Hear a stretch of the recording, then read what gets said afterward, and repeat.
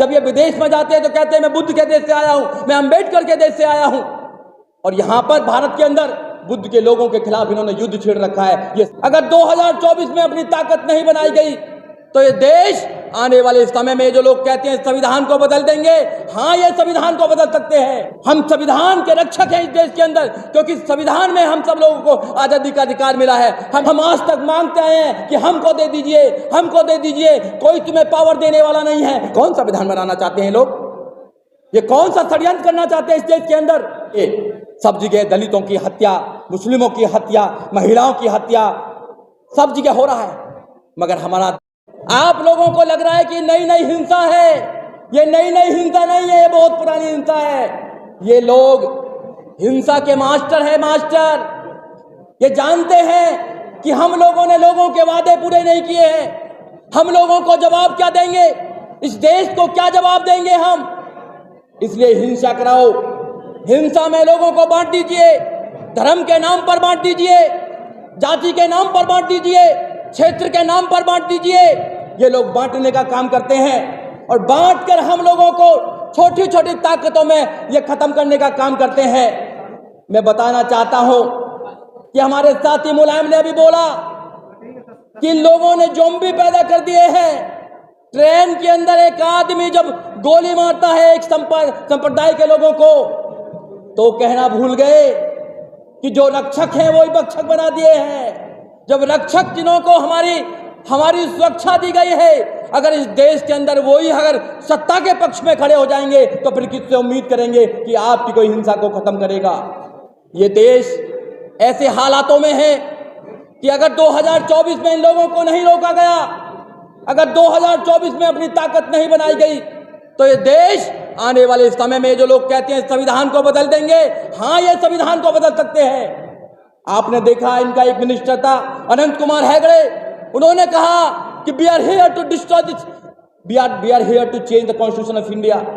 हम यहाँ पर हैं भारत के संविधान को बदलने के लिए हैं। और अब तो उनके आर्थिक सलाहकार ने भी बोल दिया कि नया संविधान बनना चाहिए देश के अंदर। यह संविधान को क्यों खत्म करना चाहते हैं, यह संविधान को क्यों बदलना चाहते हैं? क्योंकि संविधान आपको वोटिंग का अधिकार देता है, आपको शिक्षा का अधिकार देता है, आपको स्वतंत्रता का अधिकार देता है, आपको न्याय का अधिकार देता है। ये इसलिए बदलना चाहते हैं। और मैं कहना चाहता हूं, एक तरफ तो एनडीए है और एक तरफ इंडिया है।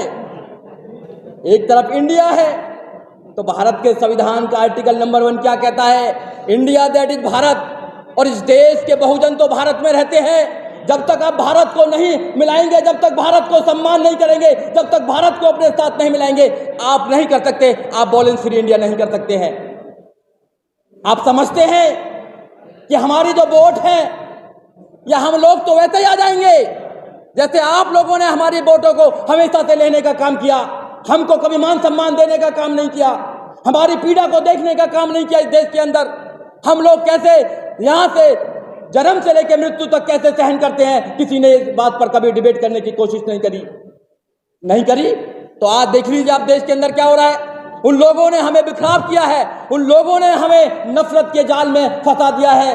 ये नफरत का जाल इतना बड़ा हो गया है मेरे भाइयों कि अगर आज आप नहीं संभले तो कैसे संभलेंगे। लोग कहते हैं कि बहन कुमारी मायावती हमारे साथ नहीं आ रही है। अरे बहन जी दूरदर्शी नेता है, बहन जी लड़ते लड़ते अब नेशनल लेवल की पार्टी बनाई है। मैं आप लोगों से पूछना चाहता हूं, इस देश में कितनी पार्टियां हैं जो नेशनल लेवल की पार्टियां हैं? इस देश में 6 नेशनल लेवल की पार्टियां हैं। सबसे बड़ी वोटिंग के आधार पर कौन है? बीजेपी है। सेकंड नंबर की कौन? कांग्रेस है। और थर्ड नंबर की इस देश में अगर कोई सबसे बड़ी पार्टी है तो बहुजन समाज पार्टी है। बिना बहुजन समाज पार्टी के आप वॉयलेंस फ्री या बीजेपी फ्री कैसे इंडिया कर सकते हैं? नहीं कर सकते हैं आप बड़ी ताकत को इग्नोर कर रहे हैं। ये गलतफहमी है आप लोगों की, या जो लोग भी यहाँ पर बनाना चाहते हैं, हम भाईचारा बनाना चाहते हैं। सबसे ज्यादा जो हमको है इस देश में कि वॉयलेंस फ्री देश होना चाहिए। हम पीड़ित हैं इस बात के, हम संविधान के रक्षक हैं इस देश के अंदर, क्योंकि संविधान में हम सब लोगों को आजादी का अधिकार मिला है। हम जानते हैं, हम जीते हैं संविधान को, हम संविधान को मात्र पढ़ते नहीं है। इसलिए हमारा एक एक आदमी आज तैयार है इस सरकार को बदलने के लिए। हम ऐसे ही नहीं घूम रहे हैं देश के अंदर, हम लोगों को बता रहे हैं कि आपके अधिकारों को, आपके बच्चों के अधिकारों को खत्म किया जा रहा है। आपको एक ऐसी नफरत की तरफ डाला जा रहा है कि आप ट्रेन में भी देखेंगे तो वॉयलेंस होता है। नूह में आपने देखा, ये प्रयोग कर देखते हैं। आप आसाम की घटना ले लीजिए, आप अखलाक की घटना ले लीजिए, आप पहलुगां की घटना ले लीजिए, आप हाथरस की घटना ले लीजिए। जब हाथरस में एक दलित बेटी को तेल छिड़क कर रात को 2 बजे जला दिया जाता है और मुख्यमंत्री देखता रहता है और वहां की पुलिस वहां के लोगों का मुंह बंद कर देती है, तो फिर आप लोगों ने आवाज क्यों नहीं उठाई? क्यों नहीं उठाई देश के लोगों ने आवाज? कुछ हमारे लोगों ने आवाज उठाई। इसलिए मैं कहना चाहता हूं, हिंसा सबके लिए बुरी बात है।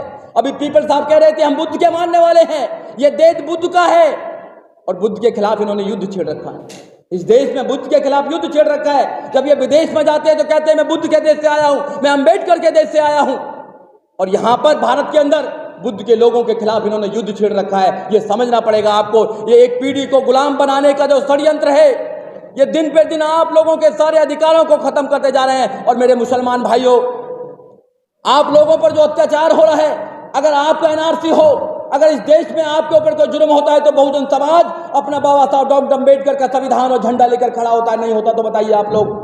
हम लोग वैचारिक रूप से एक साथ हैं क्योंकि समस्या आपकी एक है और हमारी भी वही समस्या है, इसलिए हमारा दर्द एक है। और हम लोग आपस में नहीं समझेंगे तो कौन समझेगा इस देश के अंदर हमारी समस्या को? हमें अपनी पावर खुद बनानी है, हमें अपनी पावर खुद बनानी है। हम आज तक मांगते आए हैं कि हमको दे दीजिए, हमको दे दीजिए। कोई तुम्हें पावर देने वाला नहीं है, कोई तुम्हें राजा बनाने वाला नहीं है, कोई तुम्हें प्रधानमंत्री बनाने वाला नहीं है, इवन यहां तक कि कोई तुम्हें एमपी बनाने वाला नहीं है। अगर कोई बना सकता है तो तुम खुद अपने आप को बना सकते हो। खुद खड़ा होना पड़ेगा, आपको निकलना पड़ेगा घर से, बार बार समझाना पड़ेगा बाबा साहब डॉक्टर अम्बेडकर को, समझाना पड़ेगा संविधान को, समझाना पड़ेगा इन लोगों की नीतियों को जो हमारे खिलाफ है। आप लोग तैयार हैं इस बात के लिए? केवल आज यहां पर आए, आपने वॉयलेंस फ्री इंडिया का एक नारा दे दिया।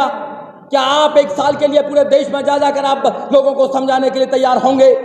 अगर होंगे तो आप लोग देखेंगे 2024 में माहौल बन रहा है। 2024 में लोग तैयार हो रहे हैं। आपने देख लेना, अभी चुनाव आने वाले हैं, देख लेना आप चुनाव 2024 से पहले चुनाव देखना क्या होने वाला है इस देश के अंदर। अब नौजवान खड़ा हो चुका है, किसान खड़ा हो चुका है, इस देश का जो मजदूर है, जो सड़क से संसद तक बनाता है।